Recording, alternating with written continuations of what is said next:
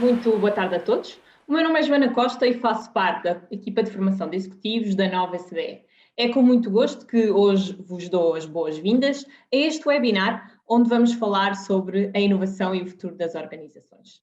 Temos connosco hoje o coordenador da nossa pós-graduação em Inovação e Empreendedorismo, o professor Pedro Oliveira, que é também o detentor da cátedra Gulbenkian para a Economia de Impacto, fundador do Patient Innovation e também professor da Copenhagen Business School. O Pedro hoje vai partilhar um pouco connosco aquilo que é o futuro da inovação nas organizações e também esta âncora que nos leva à pós-graduação de Inovação e Empreendedorismo. Pedro, bem-vindo e passo a palavra. Obrigada. Muito obrigado, Joana, pela apresentação. Boa tarde a todos. Muito bem-vindos a este seminário. Muito bem-vindos à pós-graduação em Inovação e Empreendedorismo. A pergunta que me foi proposta para esta sessão hoje é como é que vão as organizações inovar no futuro? E esta é certamente uma pergunta difícil. A inovação muitas vezes falha na previsão que faz para o futuro. É sempre muito difícil antecipar o sucesso de um produto ou de um serviço e sabemos hoje que ainda mais é neste contexto atual, não é? De certa maneira, o formato desta sessão em que estamos aqui hoje é a prova disso mesmo, algo que ninguém conseguia antecipar talvez há 1 ano e meio, há 2 anos que estaríamos hoje a ter este tipo de sessões todas virtuais, de repente Zoom e Teams tornavam-se palavras frequentes na nossa linguagem para podermos comunicar. E de facto vivemos tempos bastante complexos em que alguns indicadores são, por exemplo, difíceis de ainda hoje conceber. Aqui estão 2 bastante característicos destes meses que temos vivido. São 2 extraordinários. O primeiro, há 1 ano atrás, quando pela primeira vez na história o crescimento de desempregados nos Estados Unidos atingiu valores absolutamente recordes, com valores que atingiram 7 milhões numa semana, aqui na semana que acabou a 4 de abril, com cerca de 7 milhões de insurance claims.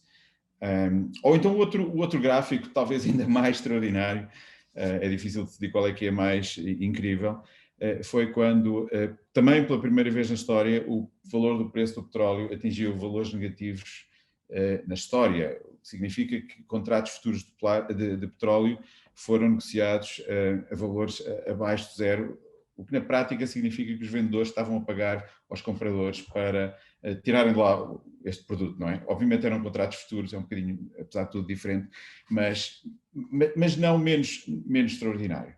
E reparem, já antes da pandemia vivíamos, enfim, alguns fenómenos um pouco difíceis de perceber. Por exemplo, se pensarmos quando é que falam hoje das organizações e se olharmos para a evolução do valor da Uber, aqui comparada com 2 grandes organizações, 2 grandes produtores de automóveis deste planeta, a Ford e a General Motors, que produziram ao longo de centenas de anos milhões de veículos, que são aqueles veículos que ainda hoje conduzimos. E se depois pensarmos quanto é que estas 2 empresas valem, por exemplo, comparadas com a Uber, que apesar de ser a maior empresa de transportes à face da Terra, hoje é ainda uma empresa que tem quantos veículos próprios que fazem estes mesmos transportes? Enfim, praticamente zero, não é? Como na realidade acontece também com outras organizações. A maior empresa de acomodações do mundo, a Airbnb, quantos quartos próprios é que tem? Também não tem nenhum. Portanto, é um pouco difícil de perceber como é que foi possível, neste caso, voltando à Uber, em poucos anos, meados de 2013, e à medida que ia havendo manifestações anti-Uber, greves anti-Uber, basicamente o seu valor foi subindo. Há, aliás, um artigo muito interessante que relaciona o valor da Uber com as greves que foram feitas, sendo a primeira em Paris, no aeroporto Charles de Gaulle, e como a partir daí, de cada vez que havia uma greve, o valor da Uber aumentava, o que, aliás, essa parte é fácil de perceber. Talvez seja menos fácil de perceber que, de facto, organizações centenárias que produziram milhares de automóveis valham hoje mais do que algumas outras que não têm muitos recursos próprios. E, de facto, ao mesmo tempo que pensamos nisto, pensamos no incrível valor que hoje a tecnologia tem e como a tecnologia hoje, em algumas dimensões, já dá melhores resultados do que a prática humana. Por exemplo, aqui vemos um estudo da Lancet, que mostra como robôs, máquinas, já são hoje capazes de fazer leituras pelo menos tão fidedignas como as dos melhores radiologistas para perceber, enfim, a natureza daquele tumor, se é um tumor benigno, se é um tumor maligno. Não esperávamos que tão rápido a máquina ultrapassasse o homem em algumas destas dimensões. E, na realidade, começamos a perceber que isto começa a acontecer em grande massa. Hoje a Amazon emprega mais de 45 mil robôs, a Foxconn substituiu-se 60 mil funcionários por máquinas e, na realidade, passou a sua força de trabalho de mais de 110 mil para 50 mil. A McKinsey estima que a automação irá substituir entre 110 e 140 milhões de pessoas até 2025. O World Economic Forum estima que 65% das crianças em idade escolar vão trabalhar em empregos que eventualmente ainda não existem, o que é extraordinário, e um pouco ainda mais, enfim, preocupante são as previsões da Brookings Institution, que estima que as crianças nascidas em 2020, porventura, metade dessas crianças nunca vão trabalhar. É um pouco assustador perceber o que está a acontecer. E, portanto, é difícil antecipar o que vai acontecer no futuro, como foi, aliás, difícil de antecipar o presente. Mas se pensarmos na inovação do futuro, se calhar há duas grandes tendências, e é sobre essas que eu me vou debruçar aqui hoje, que podemos discutir. É que cada vez mais, e não sendo novo, é cada vez mais importante que o conhecimento exterior às organizações é valorizado pelas organizações e parece ser imprescindível para as organizações inovarem com sucesso. Em particular, aqui podemos destacar o papel daquilo a que chamamos os utilizadores inovadores. Muitas vezes, os utilizadores, pessoas como nós, que não estão necessariamente a trabalhar no departamento de inovação de uma organização, perante uma necessidade, acabam por inovar. E hoje, os processos de inovação também nas organizações têm cada vez mais estes utilizadores, em particular os utilizadores inovadores, em consideração, muitas vezes trazendo esses produtos, esses serviços para o mercado. Eu gosto de utilizar este caso, esta imagem das Bell Labs, que me lembra os tempos em que eu estudava inovação, e em que os Bell Labs eram um dos principais casos de estudo. E aqui a ideia é que se acreditava que se fechássemos as melhores mentes deste planeta, enfim, num sítio, nos mega laboratórios como estes, onde trabalhavam muitos prémios Nobel, costumávamos dizer que havia mais capacidade científica instalada neste edifício do que em Portugal inteiro, mas também do que em Espanha, para ter uma ideia, para não sermos só, enfim, negativos em relação a Portugal. Na realidade percebíamos que a ideia era que se fechássemos muita capacidade científica aqui, estas pessoas iriam desenvolver os produtos, os serviços, as tecnologias que o mercado iria precisar no futuro. O que sabemos hoje é que este modelo está completamente ultrapassado. Já não é assim, não é? Hoje a distribuição é não fechada, mas sim aberta, é distribuída, vai de fora para dentro e é muito baseada em utilizadores. E se calhar podemos pensar no papel dos utilizadores olhando para o Sr. Ford. O Sr. Ford foi muito importante para a indústria. O Sr. Ford foi o primeiro a produzir carros em massa, foi o primeiro a desenvolver linhas de montagem para produzir estes carros. E isto foi extraordinário. Por exemplo, o modelo T foi super importante, não apenas para a indústria automóvel, mas para muitas indústrias, porque foi o primeiro carro produzido a um custo muito acessível. E ao fazê-lo a um custo muito acessível, basicamente foi possível a muita gente adquirir este carro. Este carro que era standard, não é? O Sr. Ford, aliás, costumava dizer que o carro pode ser da cor que o meu cliente queira, desde que seja preto. Por isso, foi particularmente interessante que quando o modelo T se começou a massificar, quando as pessoas começaram a adquirir este veículo, rapidamente começaram a perceber que estavam insatisfeitas com aquilo que tinham comprado. E basicamente começámos a ver agricultores, por exemplo, na parte norte de Michigan, onde neva muitos meses por ano, que tendo adquirido o modelo T, perceberam rapidamente que o modelo T, basicamente, durante os meses de neve, não era particularmente útil. E começaram, enfim, para satisfazer uma necessidade, a fazer algumas alterações.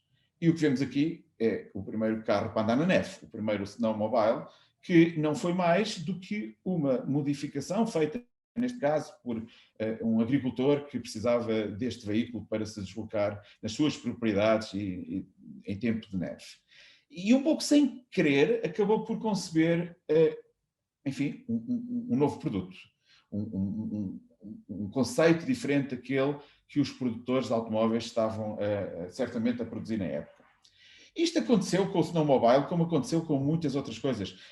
A Ford tem, na realidade, uma coleção incrível de veículos modificados por utilizadores, que incluem algumas das coisas que aqui mostro. A primeira carrinha de caixa aberta, se pode dizer assim, foi uma modificação do modelo T, feita por também agricultores. Ou aquele veículo que vem ali do lado esquerdo, que foi adaptado para poder transportar animais. Ou esta maneira, enfim, bastante inovadora à época, de cortar madeira usando a força motriz do automóvel. No fundo, podemos pôr o carro a andar para termos aqui a energia que precisamos para, neste caso, alimentar uma serralharia.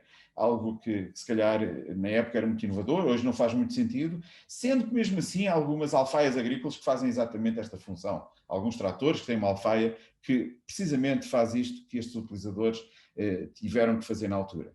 E, portanto, nós passamos a vida a dizer que a necessidade é mãe de muitas invenções e começamos a ver que assim é. Perante uma necessidade, neste caso, muitos utilizadores, agricultores, enfim, empregados de serralharias, neste caso, começaram a fazer modificações e, no fundo, a conceber até novos produtos. Nem tudo teve sucesso. Nós sabemos, por exemplo, que nos Estados Unidos, alguns padres que queriam pregar a sua fé acabaram por ter que desenvolver veículos para fazer, neste caso, uma capela itinerante para andar a pregar um pouco por toda a América, sendo que, enfim, alguns destes modelos não tiveram necessariamente muito sucesso. Ou em Portugal, enfim, para falar de um tema que tem estado bastante nas notícias, em Odmira, onde existem alguns agricultores bastante inovadores, diga-se passagem, vemos aqui, por exemplo, o que acontece nos campos da Campo Sol, em que estas senhoras trabalham em posições bastante desconfortáveis para fazer a monda, no fundo aqui a tirar, neste caso é uma erva daninha, mas é milho, é daninha no contexto desta produção, que é uma produção de espinafres.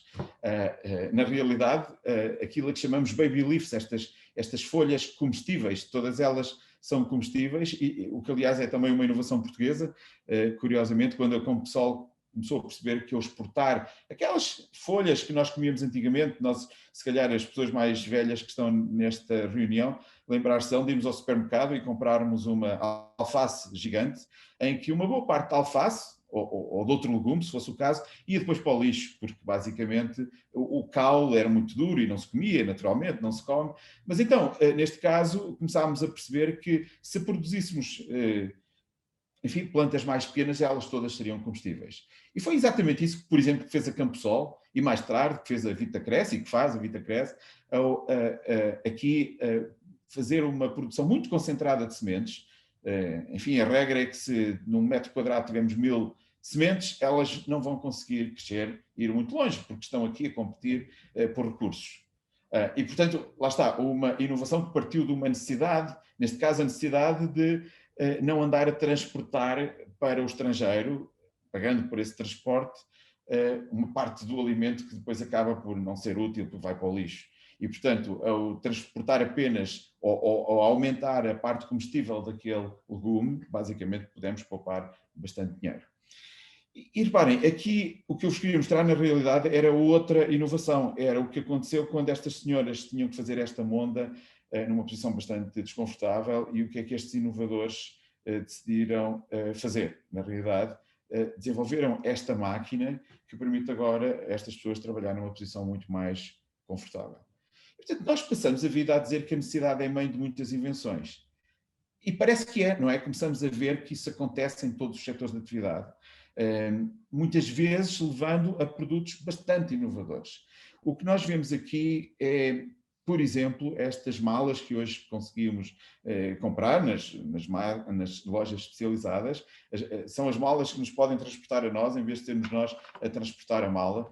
E se tentarmos perceber de onde é que esta mala surgiu, se fizermos o historial deste produto, encontramos na origem neste caso também um agricultor, curiosamente um agricultor chinês, que percebeu que podia ser de facto a mala transportá-lo a ele, em vez de ser ele a transportar a mala, e o que ele fez não foi uma mala sofisticada, como as que vem do lado direito, mas a do lado esquerdo não é mais ali do que, enfim, uma trotinete elétrica mais simples, neste caso misturada com uma mala completamente banal. A função será a mesma, obviamente o produto da direita é muito mais sofisticado. Isto para dizer que muitas vezes os utilizadores, fora das organizações, conseguem ter estas ideias que depois podemos trazer para dentro das organizações, se tivermos os mecanismos apropriados para naturalmente perceber o que é que os utilizadores querem. Às vezes, são os próprios utilizadores que se tornam inovadores, não é? E que acabam por se tornar também produtores. O Sr. Nick Woodman será um desses casos. Como sabem, é o fundador e também hoje CEO da GoPro, estas câmaras que são utilizadas quando fazemos outdoors para, no fundo, podermos gravar tudo aquilo que acontece. E o Nick não fez isto para vender, ele fez isto em primeiro lugar para utilizar. É muito interessante porque ele era um ávido praticante de desportos radicais e o que ele queria era poder gravar algumas das coisas que ia vendo quando descia a montanha a grande velocidade na sua bicicleta e começou a desenvolver esta GoPro para ele próprio. Mais tarde percebeu que isto podia ser um produto de grande sucesso, porque na realidade ele não devia ser o único que tinha este desejo. E ao conseguir trazer este produto para o mercado, tornou-se produtor. E nós sabemos que isto acontece nos desportos radicais, acontece neste tipo de tecnologias, mas na realidade acontece em muitas outras indústrias. Eu, pessoalmente, trabalho muito na área da saúde e, por exemplo, fiquei bastante surpreendido quando, a certa altura, no meu trabalho de investigação, encontrei o Sr. Taylor Goldsworthy, que é um inglês, é também um doente que tem uma condição chamada síndrome de Marfan e que, a certa altura, percebeu, o médico informou, que ele tinha um curto espaço de vida porque, basicamente, a sua aorta corria o risco de ter uma ruptura. Obviamente, se a necessidade é mãe de muitas invenções, uma notícia como esta, em que a aorta vai ter uma ruptura e, neste caso, o médico acrescentou isto iria, enfim, pôr termo à sua vida, é uma péssima notícia, é uma grande necessidade de inovação. Penso que concordamos todos.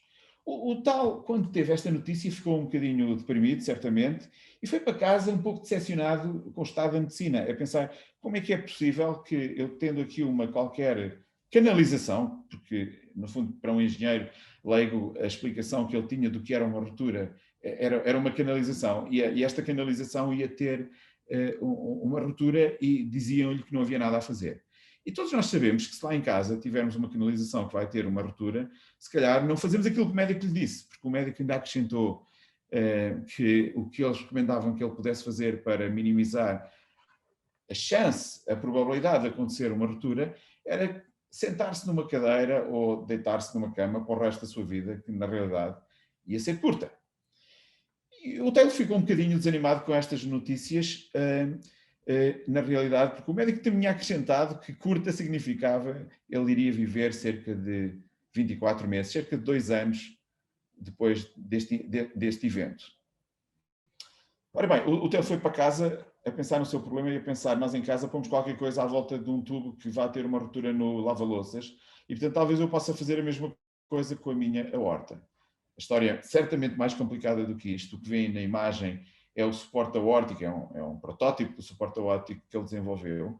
E ainda bem que ele fez um suporte aórtico para ele próprio. Obviamente não foi ele que o colocou, eu não recomendo que tentem fazer nada disto em casa, como é evidente, mas alguns meses depois ele apareceu no médico a dizer, o doutor disse-me da última vez que eu ia morrer, eu não fiquei muito agradado com essa novidade, mas se me ajudar a colocar este suporte aórtico à volta da minha aorta, talvez eu consiga viver mais alguns anos.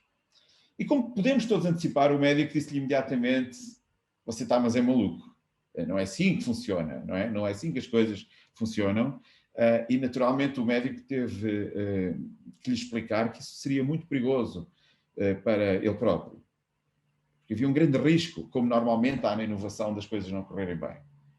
E, naturalmente, quando o médico tenta explicar a um doente, a quem já disse que vai morrer, que existe um grande risco de fazer uma operação deste género, o doente sorri, não é? E disse-lhe, ouça, já me disse que eu vou morrer e, portanto, essa fase eu já ultrapassei. A questão é que, se calhar, se fizermos isto, eu não consigo morrer. Eu consigo evitar que isso aconteça, eu consigo evitar essa morte. Bem, uma história longa, certamente, que poderemos detalhar dizendo que ainda bem que ele convenceu em Londres o médico dele a aceitar a ideia, convenceu depois uma equipa de cirurgiões a colocar-lhe o suporte aórtico. E a história é um pouco mais complexa, porque naturalmente isto precisou de validação médica. Mas ele não apenas conseguiu que esta equipa de cirurgiões lhe fizesse a cirurgia, como salvou a sua vida e terá salvo até hoje mais de 400 outros doentes que receberam o mesmo suporte aórtico. Ele, na sequência disto, fez uma pequena empresa para comercializar este device e ainda hoje o comercializa, hoje tendo passado cerca de 13 anos desde a data em que recebeu este suporte aórtico. E reparem, quando nós começámos a encontrar no nosso trabalho todos estes exemplos de utilizadores inovadores que tinham, no fundo, conseguido, em alguns casos, salvar a sua vida, percebemos que havia aqui qualquer coisa de diferente, não é? Não é comum na saúde, como aliás não é comum noutros setores de atividade, perceber que às vezes os doentes resolvem os seus próprios problemas criando tecnologias super sofisticadas. O Amit Goffer, por exemplo, de Israel, que era também um engenheiro, depois de um acidente de automóvel ficou tetraplégico. E quando, obviamente, teve este acidente, todas as suas prioridades mudaram. Reparem, foi um doente, um acidentado tetraplégico que desenvolveu o exoesqueleto mais sofisticado que existe hoje no mercado.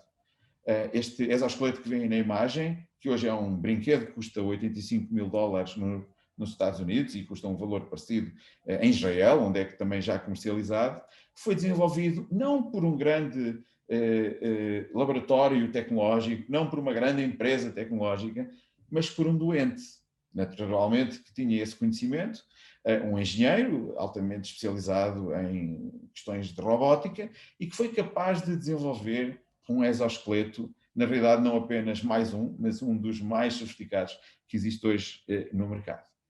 E quando nós percebemos isto, por exemplo, na saúde, ficámos intrigados. Porque, por um lado, esta história é consistente com aquilo que nós já acreditávamos, que é, de facto, quando pensamos na inovação, cada vez mais as boas ideias podem vir de fora da organização.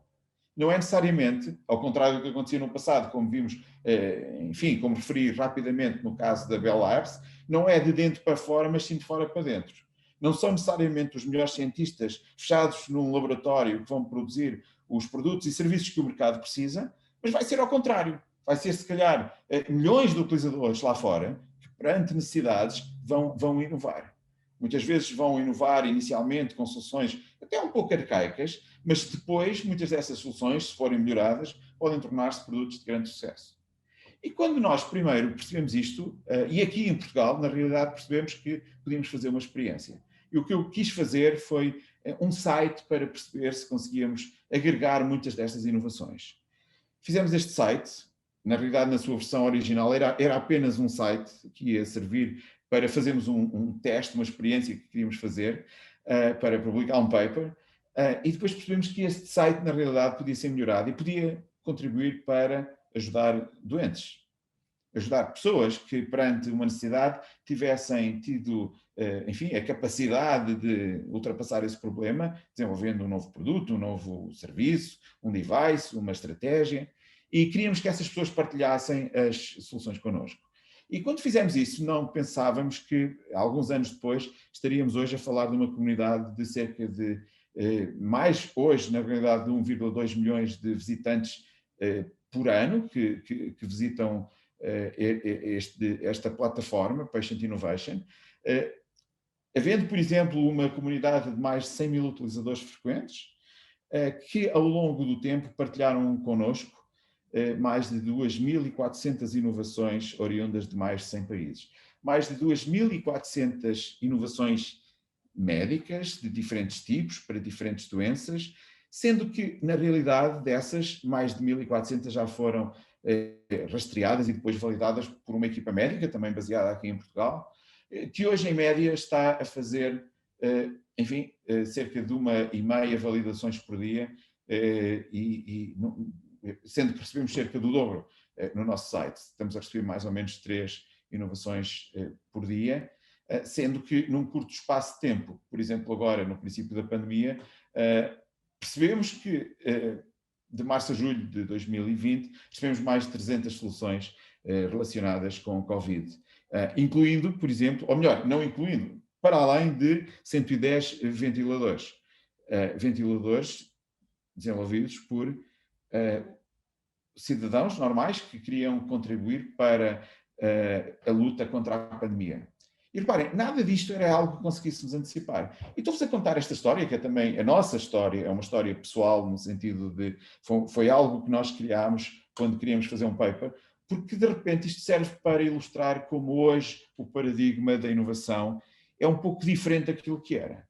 E estou-vos a dar exemplos da indústria médica, de devices médicos, ou da indústria farmacêutica também, temos algumas coisas nesse setor. Por exemplo, aqui, para perceber que hoje um dos produtos de maior sucesso comercializado por uma grande empresa, que é a Medtronic, na realidade foi desenvolvido não internamente pela sua equipa de R&D, pela sua equipa de investigação e desenvolvimento, mas foi desenvolvida por uma utilizadora, por uma doente, uma senhora que conhecemos bastante bem, a Catherine Payton, que é uma senhora americana que a certa altura teve diabetes tipo 1, desenvolveu diabetes tipo 1 na realidade durante uma gravidez, sendo que na sequência disso o médico lhe disse que ela tinha que fazer muitas injeções por dia de insulina, e ela reagiu bastante mal. Ela disse: não, eu não quero ser uma almofada sempre a ser picada com insulina, tem que ser outra solução, preciso que me recomende outra coisa. Ao que o médico respondeu: ouça, eu percebo que seja alérgica, até ela tinha, para além disso, não gostar, ela dizia que era alérgica, tinha medo e tinha um problema com as injeções, mas o médico teve que a convencer que isso não era uma alternativa, sendo que na sequência disso a doente conseguiu desenvolver o chamado iPort, o Injection Port. No fundo, a tecnologia que vem na imagem e que permite hoje a um doente manter a seringa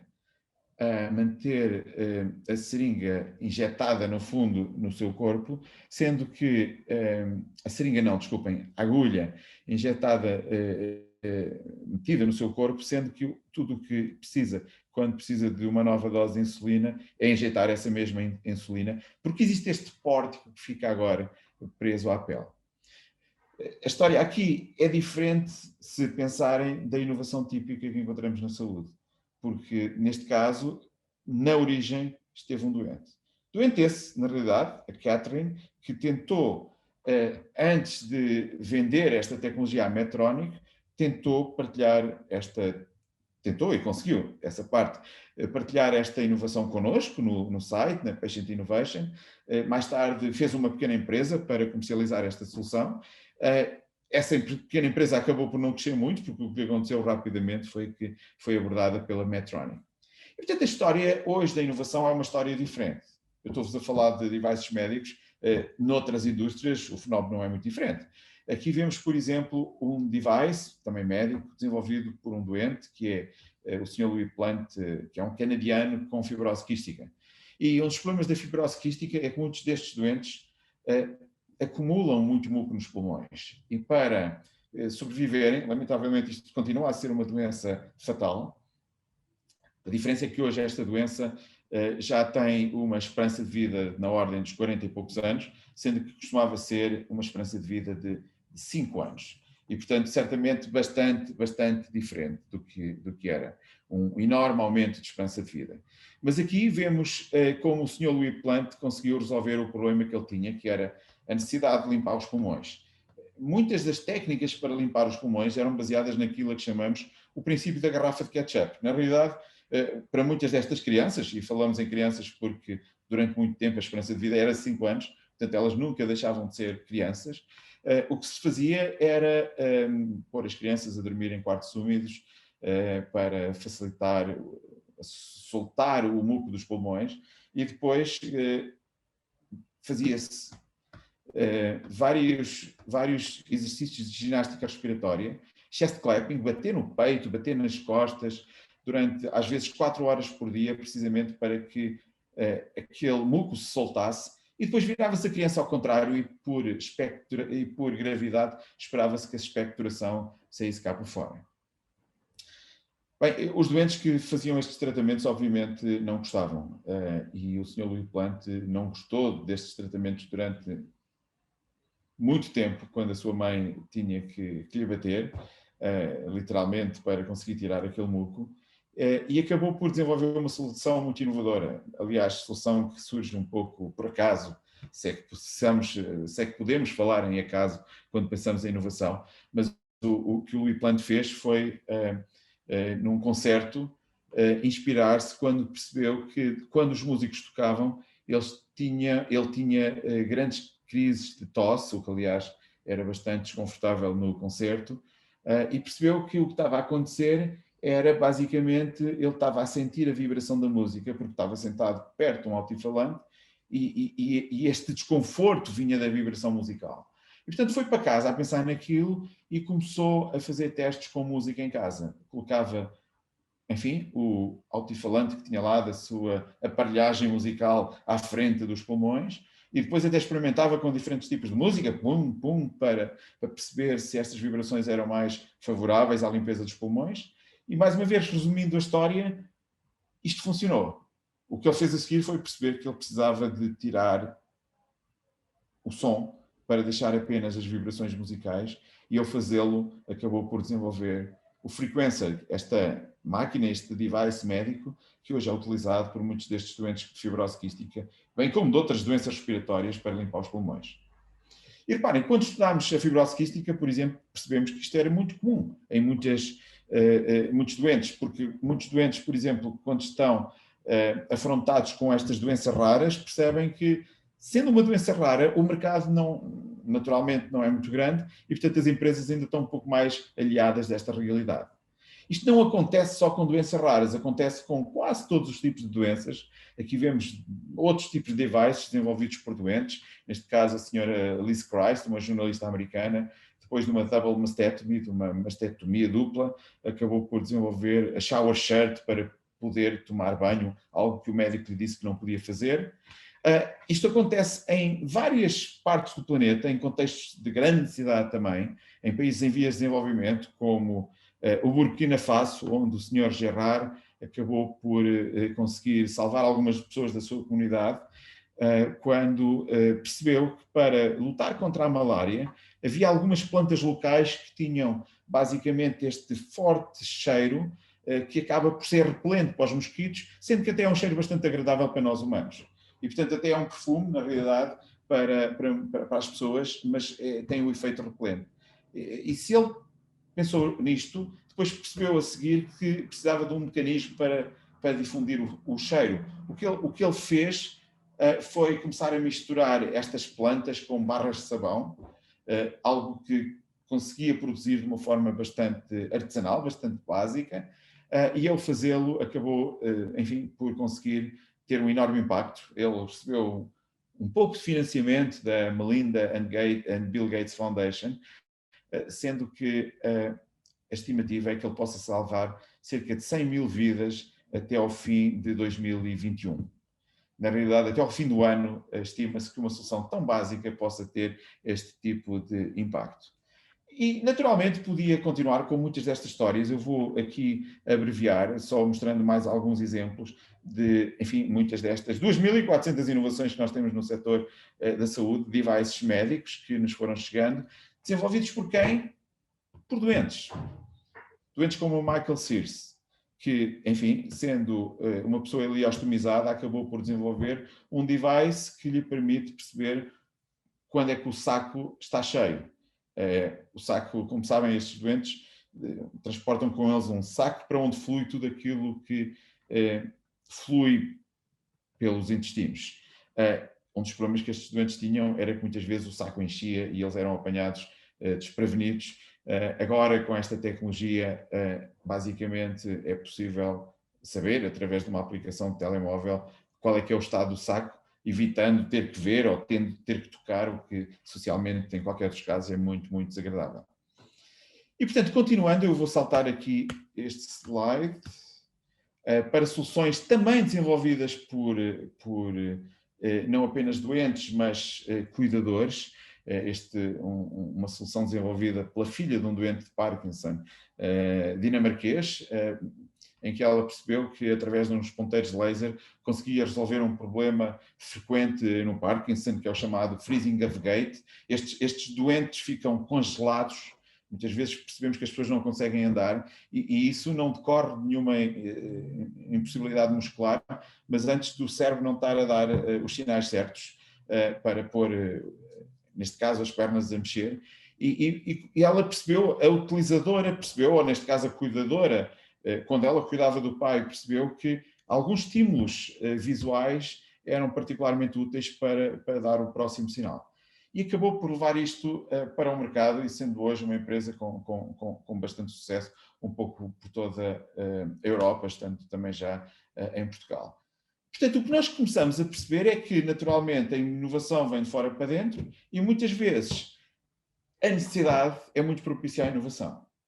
E reparem, se a necessidade é muito propícia à inovação, então, se calhar, a pandemia é um contexto propício à inovação. E foi exatamente isso que nós percebemos, só para terem uma ideia. O que aconteceu com o início da pandemia foi uma explosão de inovação de todos os tipos. Nós, certamente, festejámos todos o aparecimento de não uma, não duas, 3, 4, 5 doenças, 3, 4, 5 vacinas, entre 67 grandes esforços para desenvolver uma vacina para a Covid.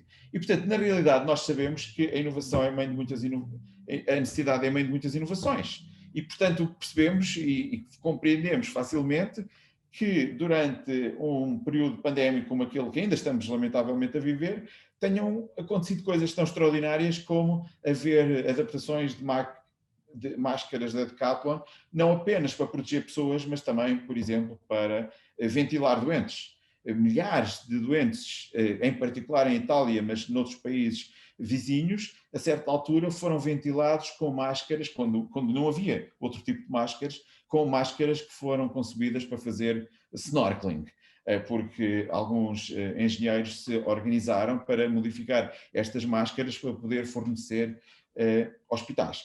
Portanto, o ponto é, a necessidade é de facto também uma grande fonte de inovação e nós percebemos isso e percebemos que esta inovação vem de fora para dentro. Quando percebemos isso na saúde, ficámos particularmente intrigados porque começámos a receber uma quantidade de apoios bastante inusitados. Eu lembro-me de fazer uma apresentação parecida com esta que estou aqui a fazer hoje, em particular a parte médica, e de no fim ter uma pessoa que queria falar comigo e eu não sabia quem era e ele foi particularmente simpático no princípio e se calhar menos simpático a seguir, quando me disse que você fez uma apresentação muito gira, mas deixou claro que não percebe muito de saúde. E eu não fiquei naturalmente satisfeito por ele achar que eu não sabia muito de saúde, eu não sabia quem ele era, e fiquei surpreendido quando ele a seguir disse, mas eu gostava de poder ajudar. E gostava de ajudar porque acho que este projeto tem muito interesse e não apenas, eu percebo isso porque sou um cientista, e já agora vou-me apresentar, eu ganhei o Prémio Nobel de Medicina, mas mais do que ter um Prémio Nobel, eu percebo o problema porque sou pai, agora de um adulto, mas que quando era mais jovem teve um acidente de automóvel e ficou tetraplégico. E sei que algumas das inovações mais importantes que eu desenvolvi para a minha vida não foram como Prémio Nobel laureado, reconhecido mundialmente, mas sim como pai, como utilizador. Como pai, eu percebi que tinha espaço para desenvolver soluções muito simples para ajudar o meu filho, para ajudar a minha família, para ajudar todos aqueles que cuidavam dele. E, naturalmente, sei que muitas destas inovações devem agora chegar ao mercado, ser partilhadas, muitas delas são muito simples e podem ser partilhadas livremente, outras podem ser levadas para o mercado. O Sr. Richard Roberts é apenas um dos vários prémios Nobel que hoje temos no Advisory Board do nosso projeto, do Patient Innovation, e que muito valoriza esta ideia que vamos tentar certamente explorar bastante aqui no nosso mestrado, na nossa pós-graduação, que é a ideia de que a inovação vem de fora para dentro. Cada vez mais são os utilizadores fora da organização que, perante uma necessidade, se antecipam às organizações, se antecipam no sentido em que, mesmo quando não há soluções no mercado, eles inovam antes das empresas, frequentemente, sendo que muitas vezes até conseguem levar aquilo para o mercado. Obviamente, muitas dessas inovações eles não têm capacidade de desenvolver, de validar, até porque muitas coisas feitas pelos utilizadores não passariam o crivo da validação. Naturalmente tem que haver aqui um processo para poder fazer esta crivagem, e é também isso que nós vamos tentar fazer neste programa, em que, no fundo, vamos trabalhar com os vários participantes de várias indústrias para tentar perceber aquilo que eu tive a tentar ilustrar na saúde. Esta é apenas uma das maneiras de chegar à inovação, mas sabemos hoje que, independentemente da maneira como tentamos lá chegar, o sucesso, antecipar o sucesso de um produto ou de um novo serviço é extremamente difícil. As empresas, os especialistas, enganam-se a maior parte do tempo. O que significa que existe um enorme risco ao tentar levar um produto para o mercado. A maior parte das vezes, os produtos... Nós falamos muito dos produtos que têm sucesso. A maior parte das iniciativas de inovação não têm sucesso. Portanto, é essencial ter uma estratégia adequada de inovação. Porque, por outro lado, apesar de muitas vezes as coisas não correrem bem, nós temos que ter estratégia de inovação. Nós precisamos de ir a jogo. Não podemos ficar sentados no banco à espera que os outros façam a inovação por nós. O que também sabemos hoje é que existe uma inovação cada vez mais colaborativa, cada vez mais baseada em ideias que vêm de fora para dentro, cada vez mais baseada em ideias e em inovações de utilizadores. Certamente esta será apenas uma das perspectivas que vamos estudar neste programa, que na realidade abordará outras noções bastante importantes de como inovar nas organizações, mas hoje tinha que me focar em alguma coisa e, portanto, foquei certamente naquela área onde tenho vindo a desenvolver mais trabalho para vos dar aqui também em primeira mão e como, enfim, alguém que tem estudado estes temas ao longo dos anos, ilustrar o papel dos utilizadores neste mesmo processo. E, portanto, se calhar eu agora fechava esta parte da sessão para podermos também abrir para questões que podem ter a ver certamente com esta apresentação ou com o programa de pós-graduação em Inovação e Empreendedorismo. Pedro, muito obrigada. Sem dúvida que é espetacular ver a forma como avançámos e num período de espaço tão curto, as evoluções que existiram e sem dúvida que a necessidade faz o engenho e está bem revelado aqui nesta imagem que o Pedro também nos mostra. Já não temos muito tempo e por isso eu vou fazer aqui uma questão que está relacionada com as conclusões que o Pedro acabou de fazer, mas também com a própria pós-graduação. E passo a citar. Que competências se adquirem ao fazer esta pós-graduação e de que forma irá contribuir para a inovação dentro da organização? Muito bem. Ora bem, nós... eu se calhar vou dar uma resposta longa, não é? Porque hoje a inovação é reconhecida como um fator competitivo que determina o sucesso empresarial. Os líderes de empresas em praticamente todos os setores de atividade andam atrás da inovação, colocam a inovação entre as suas prioridades. Nós estamos sempre a ouvir falar de inovação quando ouvimos, bem, não apenas os empresários, mas até os políticos. No entanto, para muitos, a inovação é ainda um processo um pouco obscuro. Como é que se lá chega, não é? A inovação, desde logo, significa coisas completamente diferentes para diferentes pessoas. Mas para muita gente é ainda bastante misteriosa, imprevisível e às vezes até impossível de gerir. E, portanto, a boa notícia é que não é assim.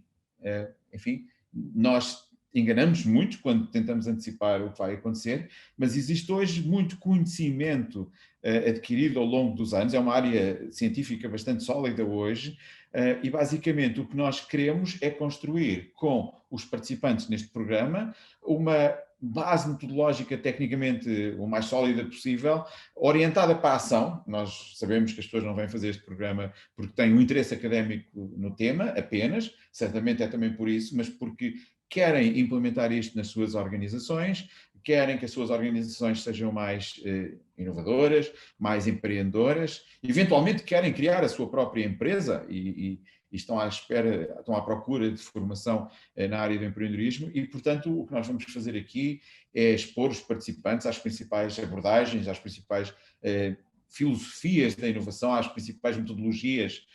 Vai haver certamente um enfoque muito grande nas várias metodologias que possam permitir uma empresa ou um indivíduo a tornar-se mais inovador, por um lado, e depois a gerir essa inovação.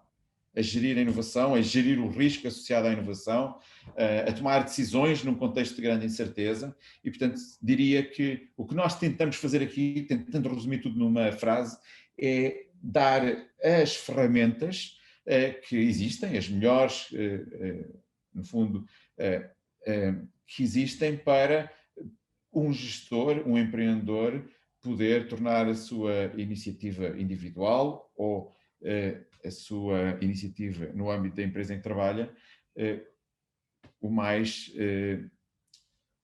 bem-sucedida possível. Pedro, muito obrigada. Uma última questão. É possível que, havendo um participante de uma organização na pós-graduação, depois consiga transmitir todo este processo de inovação dentro da própria organização? Bem, eu não sei responder a essa pergunta. O programa é bastante vasto, não é? O programa começa por uma parte que chamamos os Management Fundamentals, em que são 52 horas de sessões sobre temas como finanças, estratégia, liderança, negociação, transformação digital, desafios para o futuro, quer dizer, são estes alguns dos nomes de, como o nome sugere, fundamentos da gestão. Segue-se depois a parte mais específica de dar, enfim, os temas mais próprios, é o focus area, não é? Coisas como, temas como novos modelos de negócio, desenvolvimento de novos produtos, inovação nas organizações, apoio à inovação, inovação corporativa, mas e também inovação pelos empreendedores. É uma parte que depois tem muitas atividades mais orientadas para a ação, chamado, por exemplo, Innovation Retreat, e portanto aqui são mais 96 horas de curso, a somar às 56 que já tinha dito, e portanto isto para vos dizer, o curso tem bastante conteúdo, o que significa que pode ser um desafio para a pessoa que vier fazer o curso, certamente transmitir tudo na organização. Dito isto, obviamente fazer alguns sumários, fazer algumas takeaways, levar alguns takeaways para os colegas, acho que certamente que é uma tentativa que vale a pena, até porque ajuda muito a pessoa que tentar fazer isso a consolidar o seu conhecimento. Claro, pelo menos é um início, não é? É um trigger, que já é muito bom. Pedro, já estamos mesmo na nossa hora. Quero agradecer ao Pedro pela sua disponibilidade e também a todos que se juntaram e investiram o vosso tempo em ouvir-nos um bocadinho. Esta gravação ficará disponível no nosso canal de YouTube e também disponibilizamos o nosso e-mail para qualquer questão que possa surgir. Mais uma vez, muito obrigada a todos e um resto de boa tarde. Obrigado, boa tarde.